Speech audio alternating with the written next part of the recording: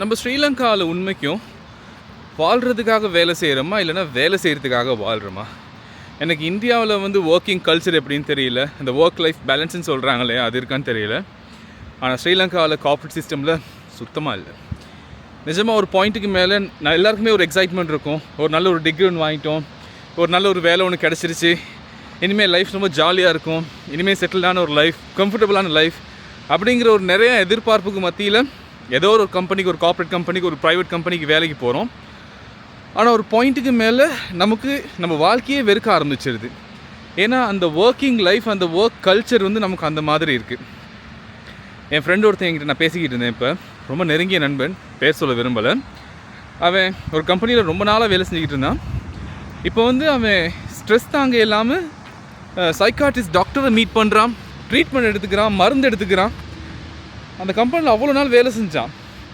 Daily காலையில் எழும்புகிறோம், யூனிஃபார்மை போடுறோம், காலை 4-5 மணிக்கெலாம் எழும்புகிறோம், யூனிஃபார்மை போடுறோம், வேலைக்கு போகிறோம், ஒரு 7-8 மணி வரைக்கும் வேலை செய்கிறோம். திரும்ப அங்கேருந்து வீட்டுக்கு வாரத்துக்கு இன்னொரு 2 ஹவர் பிடிக்குது, 10 மணி ஆயிடுது. பெரும்பாலான நாட்களில் சூரிய வெளிச்சத்தை பார்க்குறதே இல்லை, அப்படியே வேலைக்கு போயிட்டு வந்துடுறோம். அப்படியே காலங்கள் ஓடிடுது. கடைசியில் கையில் பார்த்தா நம்ம நினச்ச அளவுக்கு சம்பாத்தியமும் இல்லை, நிறைய காசும் சேர்த்து வைக்கலை, சந்தோஷமாக இருந்த மாதிரியும் இல்லை. பட் எதுக்காக இந்த லைஃப், எதுக்காக இந்த கார்ப்பரேட் லைஃப் அப்படிங்கிற ஒரு யோசனை கண்டிப்பாக நம்மக்கிட்ட இருக்குது. இப்போ நானும் ஒரு 4-5 வருஷத்துக்கு முன்னுக்கு ஸ்ரீலங்காவில் வேலை செய்யும்போது அதே மாதிரி தான். டெய்லி காலை எழும்புவேன், உடுப்பு அயன் பண்ணுவேன், போவேன், வேலை செய்வேன், திரும்ப அந்திக்கு வருவேன். ஒரே மாதிரி ஏச்சு வாங்கிட்டு திட்டு வாங்கிட்டு ஒரு சந்தோஷமும் இல்லை. வர்ற சம்பளம் வந்து மாதத்தில் 10 நாள் 15 நாள்லேயே காலி ஆயிரும். கையில் காசும் நிற்காது. ஈவன் மாத கடைசியில் வந்து கடை வாங்க வேண்டிய நிலமை இருக்கும். எப்படியுமே வந்து கடைசி 10 நாள் ஓட்டுறதுக்கு கடை வாங்கணும். வீட்டுக்கும் பெருசாக காசு அனுப்பின மாதிரி இருக்காது. நம்மளும் ஒழுங்காக நல்லதாக ஒரு உடுப்பு கொடுத்துன மாதிரி, சாப்பிட்ட மாதிரி ஒரு ஃபீலிங் இருக்காது. ஆனால் திரும்பவும் நமக்கு வாங்கின கடனை கொடுக்கணும். நமக்கு ஏதாவது ஒரு ப்ரையாரிட்டி இருக்கும், மேபி படிச்சுக்கிட்டு இருப்போம், இல்லைனா வந்து வீட்டில் ஏதாவது ஒரு பிரச்சனை இருக்கும், கடை வாங்கியிருப்போம். அதுக்காக திரும்பவும் ஓடிக்கிட்டு இருப்போம். திரும்பவும் அதே சர்க்கிள்குள்ளே போயிட்டு வேலை செய்வோம். ஸோ ஸ்ரீலங்காவை பொறுத்தவரையில் கார்ப்பரேட் லைஃப்பில் வந்து யாருக்குமே வந்து லைஃப்பில் செட்டில் ஆக முடியாது, நிம்மதியும் இல்லை. ஏன்னா அங்கே வந்து எப்படி வந்து ஒரு சிஸ்டம் வந்து டிசைன் பண்ணி வச்சுருக்காங்கன்னு சொன்னால் வந்து ஒருத்தர் வேலை செய்யணும், கிட்டத்தட்ட 35-40 வருஷம் வேலை செய்யணும். அவன் ஒரு 25-26 வயசில் போகிறானா இருந்தால் அவன் சரியாக ஒரு 55-60 வயசில் வேணால் ஒரு சின்ன ஒரு சேவிங்ஸோடு வெளியில் போகிற மாதிரி. அதுவும் வந்து இந்த இபிஎஃப் இடிஎஃப்பில் வரும். அந்த கடைசியில் வந்து கிடைக்கிற அந்த ஒரு ரிட்டைர்மெண்ட் ஃபண்டாக இருக்கும். ஸோ அதை நம்பின மாதிரி தான் நம்ம வாழ்க்கை ஓடுமே தவிர, ஒரு நிம்மதியாக வந்து ஒரு 5 நாள் வேலை செஞ்சோமா, இல்லைனா ஒரு 4 நாள் வேலை செஞ்சோமா, ஒரு 2 நாள் வந்து குடும்பத்தோட டைம் ஸ்பெண்ட் பண்ணுற மாதிரி, சந்தோஷமாக இருக்க மாதிரி இருக்காது. நிறைய பேர்த்துக்கு வந்து ஒரு ஞாயிற்றுக்கிழமை லீவ் கிடைக்கும். அன்றைக்கும் அடுத்த நாள் திங்கக்கிழமை காலையில் இந்தந்த வேலை இருக்கே, அதை பண்ணணுமே, இதை பண்ணணுமே, அந்த மீட்டிங் இருக்குது, அந்த ப்ரெசன்டேஷன் செய்யணும், அதை ப்ரிப்பேர் பண்ணணும்னு சொல்லிட்டு அந்த ப்ரெஷர்லேயே தான் வந்து ஓடிக்கிட்டு இருப்பாங்க. எங்கெல்லாம் வந்து 5 மணிக்கெல்லாம் வேலை விட்டு அனுப்புனதே இல்லை. பெரும்பாலும் 6 மணி ஆகும், 7 மணி ஆகும். ஏசுவானுங்க கண்ட வாக்கில். சம்பளம் டைமுக்கு வாங்குறது தானே, உனக்கு வந்து டார்கெட் அச்சீவ் பண்ண தெரியாதா, அதை பண்ண தெரியாதா, ஸோ கண்டிப்பாக நீ நிற்கணும், இந்த மாதம் நீ டார்கெட் அச்சீவ் பண்ணணும், இல்லைனா உனக்கு சம்பளத்தில் இதை வெட்டுவோம், இல்லைனா அதை வெட்டுவோம், அதை பிடிப்போம், நீ வீக்கெண்டில் வரணும் வேலைக்கு, 6 ஹவர் வேலை செஞ்சு 10 வீக்கெண்டில் இன்னும் 8 ஹவர் நீ வேலை செய்யணும், அது செய்யணும், இவனுக்கு அந்த டாஸ்க்கை கொடுங்க, இந்த டாஸ்க்கை கொடுங்க அப்படின்னு சொல்லி நம்மக்கிட்ட கண்ட வாக்கில் வேலை வாங்குவானுங்க. மரியாதையும் இருக்காது, எங்கேயுமே சந்தோஷமும் இருக்காது.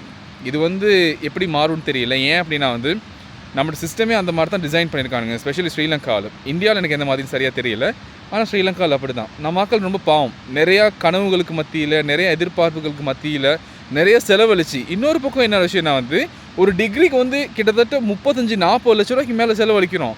ஆனால் அந்த காசை வந்து நம்ம சம்பாரிச்ச பாடும் இருக்காது. இதில் வந்து ஒரு 2-3 வருஷத்தில் ரெக்கவர் பண்ணுற மாதிரி இருக்காது. பெருசாக நமக்கு ஒரு இன்க்ரிமெண்ட் இருக்காது, ப்ரமோஷன்ஸ் அப்படின்னு இருக்காது. பெரும்பாலான ஆட்கள் வந்து இந்த கார்ப்பரேட் லைஃப்பில் இப்படி காலம் பூரா வாழ்ந்துட்டு கடைசியாக ரிட்டையர்மெண்ட் லைஃப்பை சந்தோஷமாக வாழணுங்கிறதுக்காகவே வாழ்ந்துட்டு செத்து போயிடுறாங்க. ஸோ நம்ம வாழ்கிறது இதுக்காக, நிஜமாக சொல்லுங்கள், சம்பாதிக்கிறதுக்காக வாழ்கிறோமா, இல்லைனா வந்து வாழணும் அப்படிங்கிறதுக்காக தான் சம்பாதிக்கிறோமா?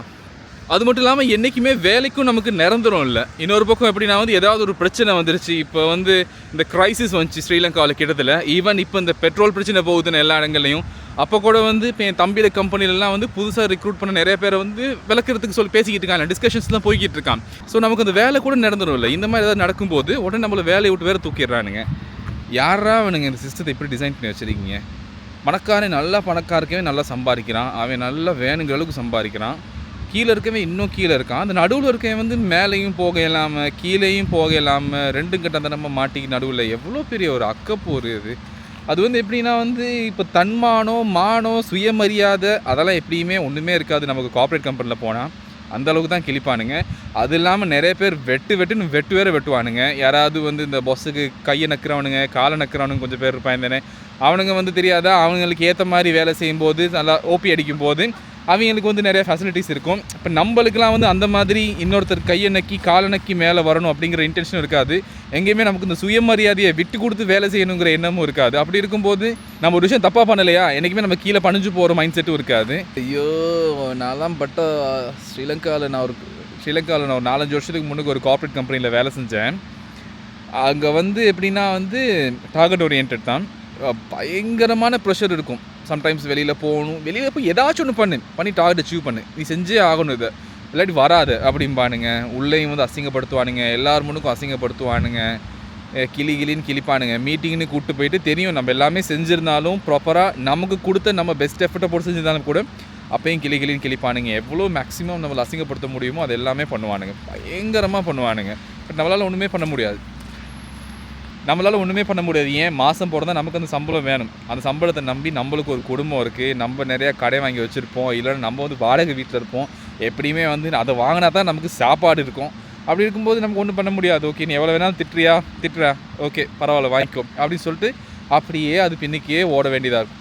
ஆனால் இந்த சிஸ்டத்தை கண்டிப்பாக மாற்றி ஆகணும். ஏன் வருமான வரி அதெல்லாம் கரெக்டாக வாங்குறாங்க தானே, சம்பளம்லாம் கூடாது, ஆனால் இதெல்லாம் கரெக்டாக வெட்டிடுவானுங்க, எல்லாம் பண்ணிக்குவானுங்க. அப்படி இருக்கும்போது இந்த ஒரு வேலையில் வந்து இத்தனை அவர் தான் வேலை செய்யணும், ஒர்க் லைஃப் பேலன்ஸையும் கண்டிப்பாக கொண்டு வரணும். இந்த மாதிரியான ஒரு ஸ்டடீஸ்க்கு இந்த மாதிரியான வேலைக்கு இந்த அளவுக்கு சேலரி கொடுக்கணும், ஸ்டார்டிங்லேருந்து இந்த மாதிரி பண்ணணும் அப்படிங்கிற ஒரு சிஸ்டத்தையும் கண்டிப்பாக கொண்டு வரணும். எத்தனை காலத்துக்கு இப்படியே ஏமாத்து வேலை பண்ணிக்கிட்டு இருப்பானுங்க இந்த கார்ப்பரேட் சிஸ்டத்தில். இன்னைக்கு நல்லா சம்பாதிக்கிறானுங்க, கோடிக்கணக்கில் சம்பாதிக்கிறானுங்க. எனக்கு இன்றைக்கி அவன்கிட்ட பேசும்போதே சரியான கவலை. அவன் எனக்கு பயங்கர க்ளோஸ் ஃப்ரெண்ட். அவனுக்கு 1 மாதம் லீவு கொடுத்துருக்கானுங்க, நீ ப்ராப்பராக ட்ரீட்மெண்ட் எடுத்துகிட்டு அடுத்த மாதம் வா, அப்பயும் உனக்கு இதே மைண்ட் செட் இருந்துச்சுன்னா நீ வேலையை விட்டு விலகுன்னு சொல்லிட்டு. ஏன் அப்படின்னா அவன் அந்த கம்பெனியில் ஒரு 7-8 வருஷமாக வேலை செய்கிறான், நல்லா உழைப்பான், நல்ல ஒரு உழைப்பாளி, கஷ்டப்பட்டு வந்தான் அந்த இடத்துக்கு. ஆனால் லைக் நம்ம திரும்பி பார்க்கும்போது நம்ம யாருக்காக வேலை செஞ்சோம், என்ன நடந்துச்சு நம்ம வாழ்க்கையில் அப்படிங்கும்போது அந்த ஒரு 5-10 வருஷம் சடனாக காணாமல் போயிடுச்சு. ஆனால் ஒன்றுமே நடந்த மாதிரி இல்லை.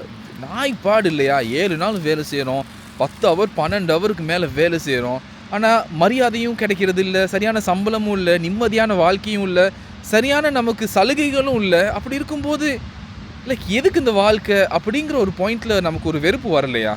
எனக்கு மட்டும்தான் இந்த ஃபீலிங் இருக்கா அந்த கார்ப்பரேட் கம்பெனிஸில் வேலை செய்கிறதுக்கு, இல்லைனா உங்கள் எல்லாத்துக்குமே இந்த ஃபீலிங் இருக்கா?